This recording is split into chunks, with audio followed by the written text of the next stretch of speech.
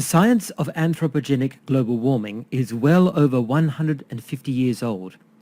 In fact, by the end of the 19th century, the primary mechanisms of how global warming could occur, and specifically how humans would contribute to it, were already understood and had been verified both experimentally and through scientific observation. In 1824, French physicist Joseph Fourier proposed that the Earth's atmosphere could act as an insulator, increasing global temperature. The most important observation made by Fourier was that human activity, combined with natural processes, would accelerate global warming. It's worth reading his entire statement. Quote, "The establishment and progress of human society and the action of natural powers may, in extensive regions, produce remarkable changes in the state of the surface, the distribution of waters, and the great movements of the air. Such effects, in the course of some centuries, must produce variations in the mean temperature for such places." End quote. This was a groundbreaking conclusion, firstly because it identified an atmospheric feedback mechanism by which global temperature could increase over time, and secondly because it stated explicitly that human activity could contribute significantly to this mechanism and therefore increase the speed and extent of global warming.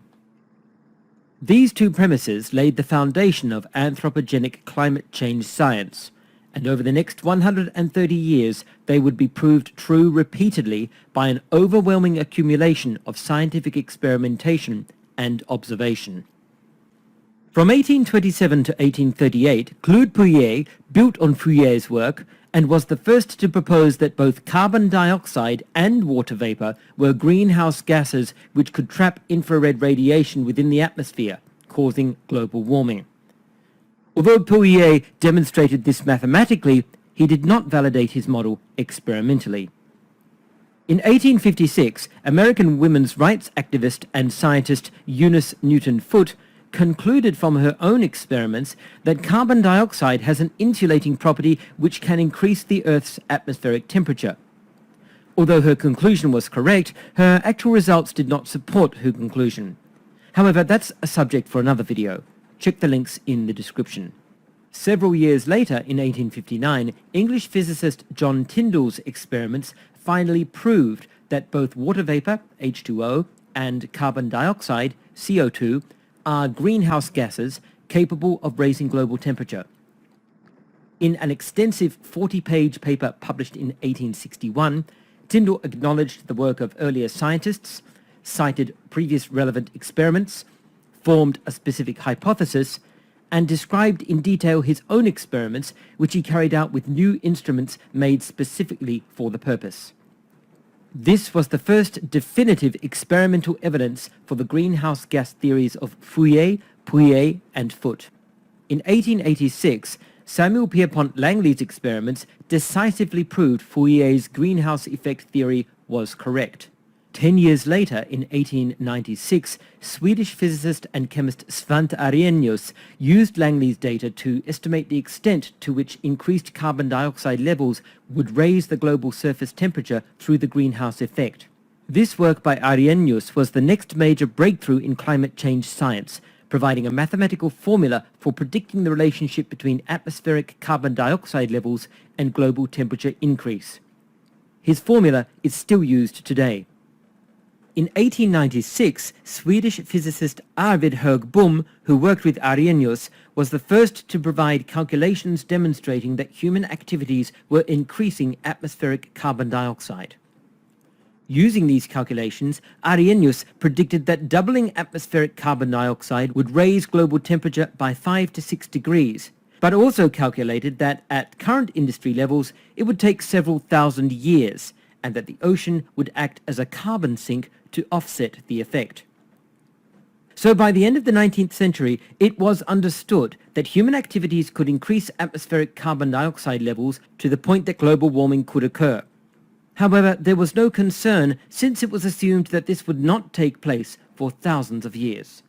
Part 2 of this series will demonstrate that this conclusion turned out to be dangerously wrong.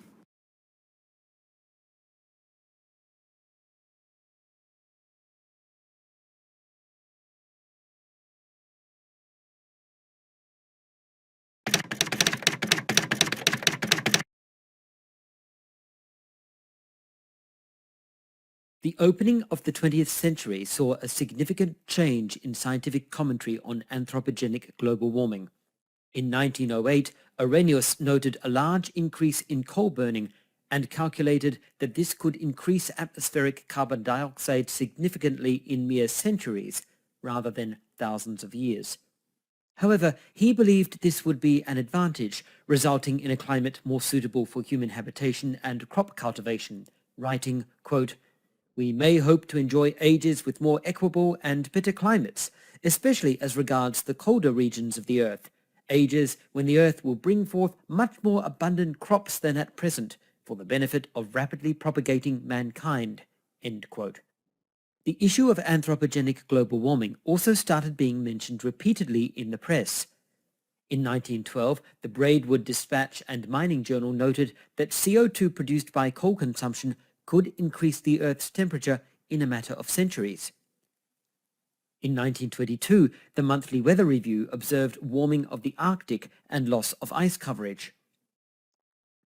In 1932, a newspaper article described, quote, "conclusive mathematical evidence that the Earth's temperature is being warmed by the increased amount of carbon dioxide present in the atmosphere," end quote, and attributed this to both human industrial activity and animals.